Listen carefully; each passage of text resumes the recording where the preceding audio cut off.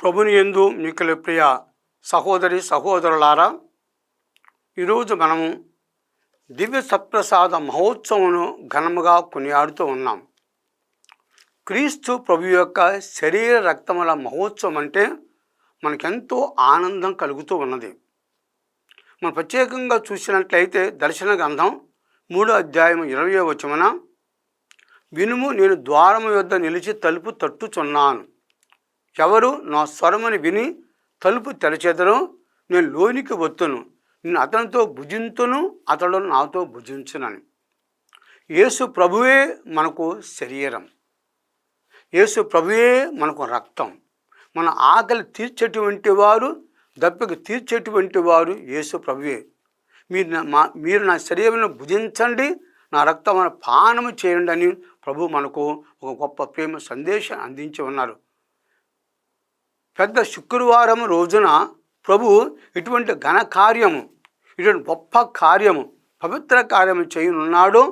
అటువంటి దారిని గురువారం రోజున వారు భుజించుచుండగా, ఆయన అదేవిధంగా శిష్యులు అందరూ కలిసి భుజించుచుండగా ప్రభు రొట్టెను అందుకొని, ఇది నా శరీరము, దీన్ని మీరు భుజించండి అని తెలియపరిచి ఉన్నారు. అదేవిధంగా పాత్రను అందుకొని, ఇది అనేకుల పాప పరిహారాన్ని చెందబడి నా రక్తపు పాత్రమని, దీన్ని ఎల్లప్పుడూ మీరు త్రాగండి, నా జ్ఞాపకార్థం చేయండి అని కూడా ప్రభు తెలియపరుచున్నారు. ద్రాక్షతో నిండిన ఆ పాత్రను తీసుకొని ప్రభు తెలియపరుచున్నారంటే అది రక్తపు పాత్రముగా. అదేవిధంగా యేసు ప్రభు యొక్క రక్తమే మన పాపను శుద్ధి చేస్తూ ఉన్నదని, ప్రభు యొక్క శరీరాన్ని భుజించి ఆ రక్త పానము చేస్తేనే మనకి ఎల్లప్పుడూ జీవం ఉంటుందని ప్రభు మనకు గొప్ప సత్యాన్ని తెలియపరిచి ఉన్నారు.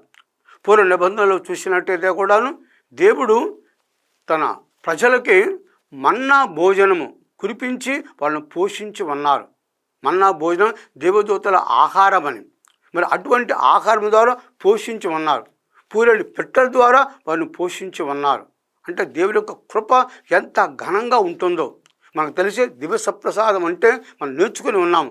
గోధుమ అప్పము యొక్కయు ద్రాక్ష రసము యొక్కయు గుణములలో యేసునాథుని దివ్య ఆత్మ, దివ్య శరీరము, దివ్య స్వభావము వేంచేసి ఉన్న దేవద్రవ్య అనుమానమని, అంటే ఈ 4 మిళితమై ఉన్నటువంటి యొక్క ప్రభు యొక్క శరీరం. ప్రియ సహోదరి సహోదరులారా, అదేవిధంగా ప్రభు ఎందుకని దివ్య ప్రసాదం స్థాపించి ఉన్నారు? మనకు ఆహారముగా ఉండటానికి, మనతో నివాసం ఉండటానికి, తన మరణం జ్ఞాపకపరిచిన ఉద్దేశంతోనే ప్రభు దివ్య ప్రసాదం స్థాపించి ఉన్నారు.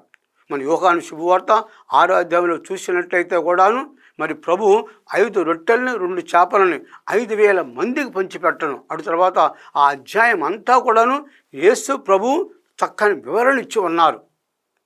అదేవిధంగా మరి శిష్యులు చాలామంది ఆయన బోధ ఆలకించిన తర్వాత కొన్ని కఠినంగా ఉన్నాయని మరి వెళ్ళిపోతూ ఉంటే ప్రభు అంటున్నారు శిష్యులతో, మీరు కూడా వెళ్ళిపోతారంటే పేతురు గారు పలుకుతారు, ప్రభు మేము ఎవరి దగ్గరికి వెళతాం, మేము నీవు నిత్య జీవ మాటలు కలిగినటువంటి వాడని తెలియపరుస్తున్నారు. అదేవిధంగా యోహాను సువార్త 4వ అధ్యాయంలో మనం చూసినట్లయితే కూడాను, ప్రియ భక్తులారా, మరి ప్రభు చెబుతున్నారు కూడా, ఆ ప్రభు దగ్గరకు వచ్చినప్పుడు మనకు ఆకలి కాదు, ప్రభు విశ్వసించినప్పుడు దప్పిక కాదని కూడా. అంటే ప్రభువే మనకు జీవాకారం, ప్రభువే మనకు జీవాకారం. కాబట్టి ప్రత్యేకంగా బలి పూజలు పాల్గొన్నప్పుడు మనందరం అన్ని వేళ కూడా దేవుని యొక్క వాక్కును ఆలకిస్తూ ఉన్నాం. ఆ ప్రభుని మనం ఆహారముగా స్వీకరిస్తూ ఉన్నాం. ఈ దివ్య సప్రసాద మహోత్సవ సందర్భముగా మనం అన్ని వేళల్లో కూడా ఆ ప్రభుని ఘనముగా కొనియాడాలి. ముఖ్యంగా మనం పాప పరిహారార్థమే మనం క్షమాపణ పొందాలి. పవిత్రమైన హృదయంతో ప్రభుని మనం స్వీకరిస్తూ ఉండాలి. అది చక్కని బోధ. ప్రభువు కూడా మన పాపను మన్నించే దేవుడు ఆయన, మనం పోషించే దేవుడు ఆయన. మనం మన్నిస్తూ తన శరీరంతో, తన రక్తంతో మనను పోషిస్తూ ఉన్నారు. ప్రత్యేకంగా చూసినట్టయితే యేసు ప్రభువు నుండి స్రవించినటువంటి ఆ నీరు జ్ఞానస్థాన్ని గుర్తు ఉంది, ఆ రక్తం దివ్య సప్రసాదానికి గుర్తుగా ఉంటూ ఉన్నది. కాబట్టి మనం అన్ని వేళల్లో కూడాను ఆ ప్రభుని మనం కలిగి ఉండాలి. ఆ ప్రభు ద్వారా బలం పొందుతూ ఉండాలి. ఆ ప్రభుని ప్రకటిస్తూ ఉండాలి. ఆ ప్రభుని మనం కీర్తిస్తూ ఉండాలి. మనం చూసినట్లయితే 22వ కీర్తన మరి 3వ వచనంలో కూడాను, దేవ నీవు పరమ పవిత్రుడవు, ఇశ్రాయేలు స్తుతులను సింహాసనం మీద నీవు ఆసీనుడే ఉన్నావని. అదేవిధంగా మనం దివ్య సప్రసాదం లోకొన్న తర్వాత ప్రభుని స్తుతించి ఆరాధించాలి. అది గొప్ప భాగ్యం కూడా మనకు. ఎందుకని ప్రభు ఆశీనులై ఉంటున్నారు. ఈ దివస పండుగ సందర్భముగా ప్రియ భక్తులారా, మన అన్ని వేళలు కూడాను శారీరకంగా ఈ విధంగా భుజిస్తూ ఉన్నాము, మానసికంగా పఠనం చేస్తూ ఉన్నాము, మన ఆత్మ కూడా పోషింపబడుతూ ఉండాలి.